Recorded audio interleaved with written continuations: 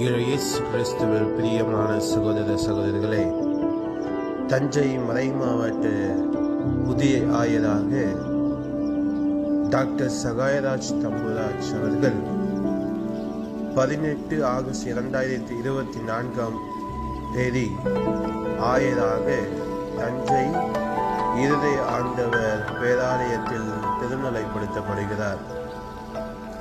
அன்பார்ந்த இறைமக்களை, அனைவரும் ஆயரின் திருநிலைப்பாட்டில் பங்கு பெற்று எல்லாமல்ல இறைவனிடம் நம் ஆயருக்காக நன்றி செலுத்துவோம்.